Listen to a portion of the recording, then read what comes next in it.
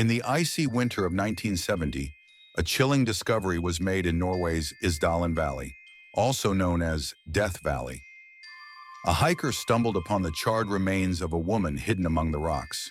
Her body was severely burned, and bizarrely, she had been positioned with her arms in a strange, almost ritualistic pose. Nearby, investigators found a collection of personal items, including a watch, jewelry, and a broken umbrella.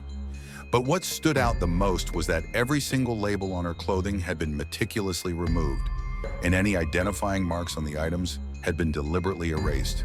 The Norwegian authorities launched an extensive investigation to identify the woman and uncover the circumstances surrounding her death.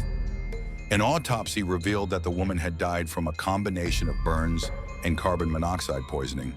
But what puzzled investigators was the discovery of 50 to 70 sleeping pills in her stomach, though not enough to kill her. There were no signs of struggle or defensive wounds, suggesting that she may have ingested the pills willingly, but the cause of death was ultimately inconclusive. In an attempt to identify the mysterious woman, police turned to dental records and fingerprints, but they found no matches. The case grew even more enigmatic when two suitcases were found in a train station in Bergen, believed to belong to the woman.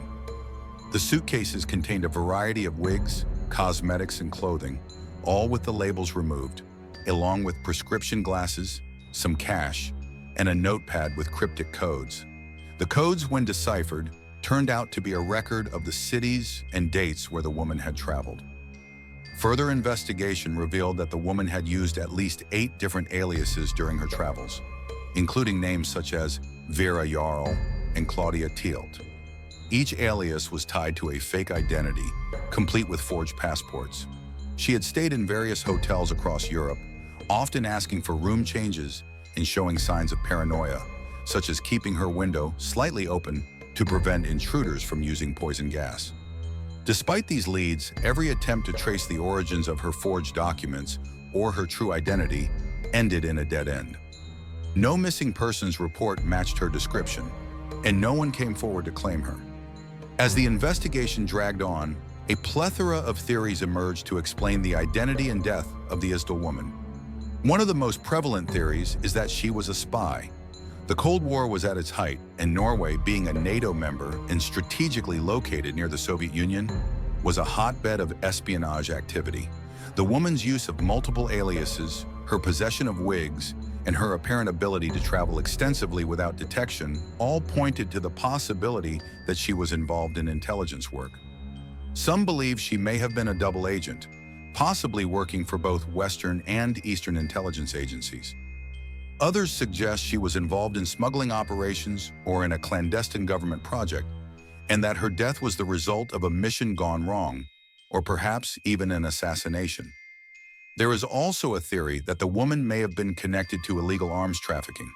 During that time, there were rumors of secret arms deals taking place in the region, and some speculated that the Isdal woman was involved in these transactions, which might have led to her demise. Another theory, though less widely accepted, is that she was a victim of a cult or involved in a secretive religious group, leading to her ritualistic death.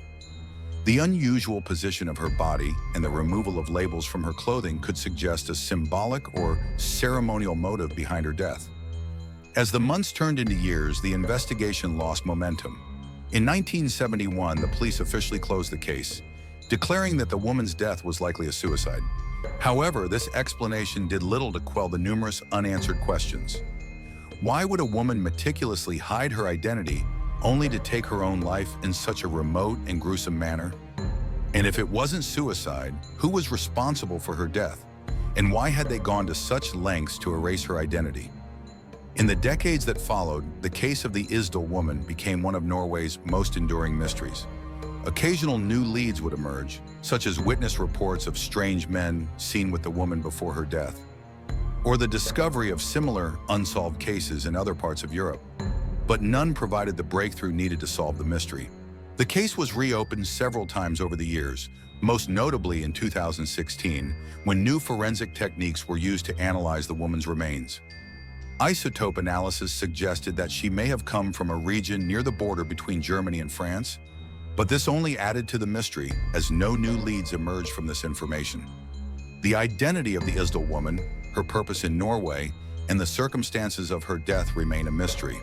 She was buried in a Bergen cemetery in a zinc coffin to preserve her remains, just in case future technology could finally solve the enigma. Her gravestone bears the simple inscription, "Known only to God," a poignant reminder of the secrets she took to her grave. The case has since become a subject of intrigue for amateur sleuths, journalists, and true crime enthusiasts. Books have been written, documentaries have been produced, and podcasts have been dedicated to unraveling the mystery. Yet despite the best efforts of many, the true story behind the Isdal woman remains just out of reach. The Isdal woman's case serves as a haunting example of how some mysteries resist all attempts at resolution, leaving behind a legacy of questions that continue to captivate the imagination of those who dare to delve into the unknown.